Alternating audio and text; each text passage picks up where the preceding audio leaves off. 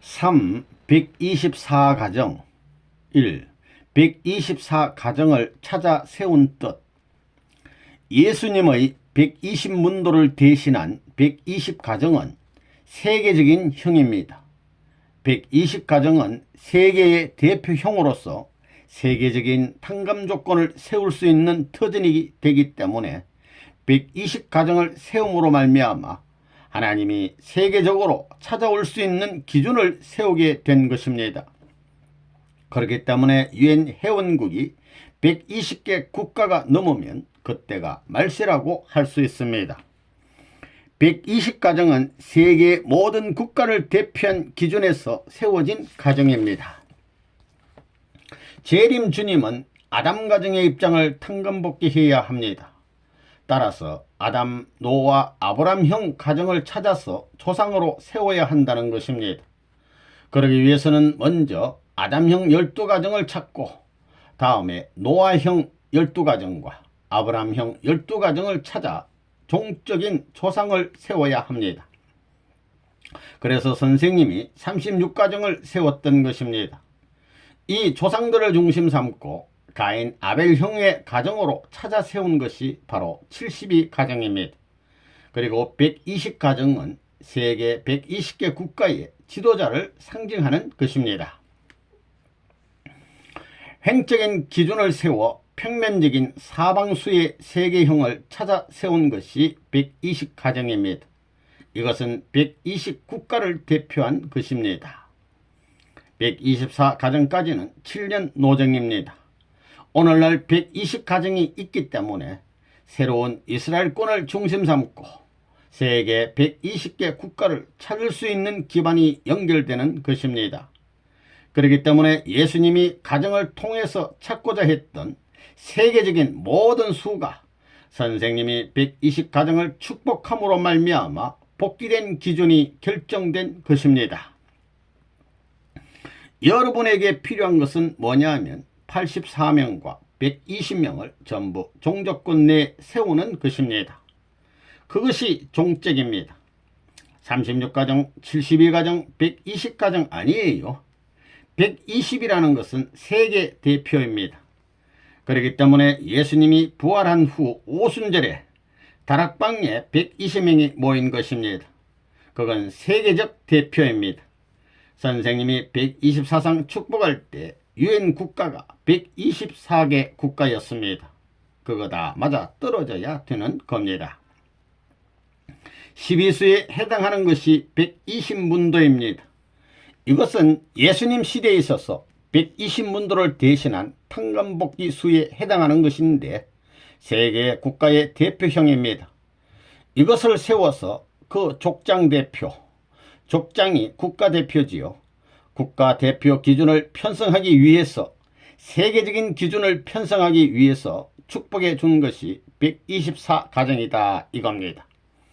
4가정은 이건 혹입니다. 그럼 4가정은 뭐냐? 그건 기혼가정입니다. 왜 기혼가정을 넣었느냐? 기혼가정을 넣지 않으면 앞으로 기혼가정을 구원할 도리가 없다는 것입니다.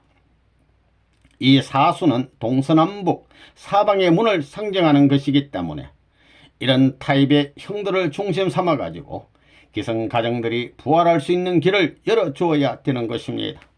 그렇기 때문에 124수를 축복한 것입니다. 120가정은 예수님 중심한 120문도를 대신한 것입니다. 4가정은 결혼한 기혼가정입니다. 사방의 문을 열어주어야 하기 때문입니다. 예수가 십자가에 피 흘리게 된 것은 72문도와 12제자를 더해서 84명이 하나 못됐기 때문입니다. 그러니 여러분은 84명을 실체로 탕감복귀해야 합니다. 그 탕감복귀 기반 위에 여러분들은 결혼 생활을 할 수 있습니다. 선생님도 그렇습니다. 그걸 하기 위해서 12 해서 36가정입니다. 그것은 소생, 장성, 완성입니다. 이것은 세 패지만 축소시키면 한 패입니다. 그 다음엔 72가정도 마찬가지입니다.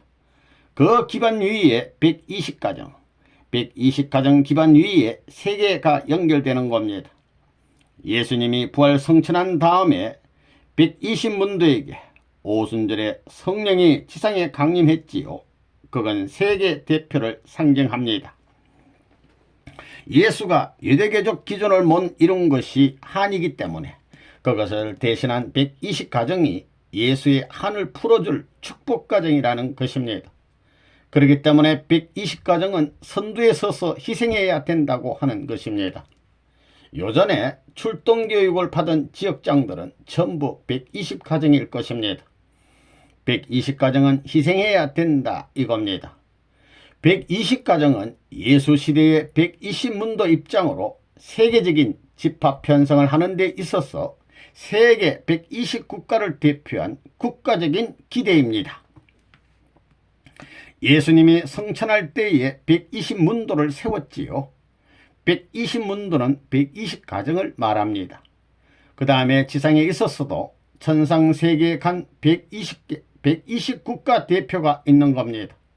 그 국가대표 반열에 여러분의 혈족들이 하나씩 들어감으로 말미암아 여러분의 활동 무대가 120개 국가의 천국 판도를 이어서 상속받아 가지고 거기에 활동할 수 있는 기제를 연결하는 것입니다.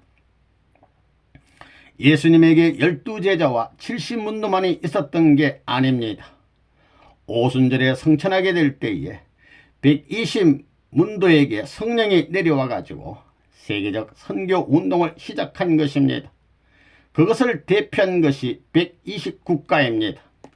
우리가 120가정 축복할 때에도 유엔에 가입한 나라가 124개국이었습니다. 우리도 124쌍인데 사상 가운데는 뭐냐면 동서남북을 중심 삼고 범죄자였던 사람입니다. 전과 1범, 전 2범, 3범, 4범까지 124쌍에 전부 들어가 있습니다. 왜? 지옥에 가 있는 사람들을 구해줘야 된다는 겁니다. 형무소에 있는 사람들을 구해줘야 된다는 것입니다. 우리에게 120가정이 있는 것과 마찬가지로 여러분들도 영계의 12지파의 10배를 통한 120족속들이 있습니다. 지금 우리가 선교하는 전 세계 선교국을 120개국 아니면 160개국으로 보는 겁니다. 그렇기 때문에 올림픽 때에도 120개국의 국가대표들이 와서 하나 된 것입니다. 그와 마찬가지로 여러분의 일족을 중심 삼고 120개국의 대표를 세워 세계적인 국가대표형으로서 여러분과 하나 만들어야 합니다. 그래야 예수님이 부활해서 영계로 성천함으로 말미암아 지상의 120문도 기지를 잃어버린 것을 탕감복귀할 수 있다는 것입니다.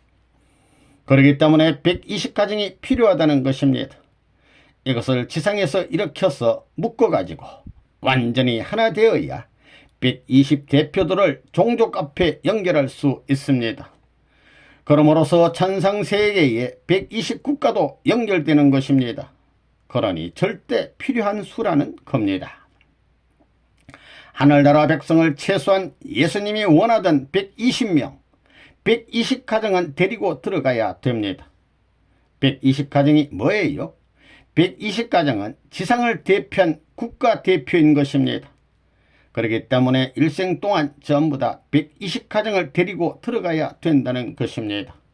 그것을 목적으로 해야 됩니다.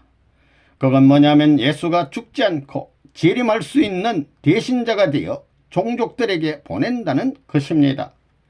가인 종족들에게 아벨 종족을 보내는 것입니다.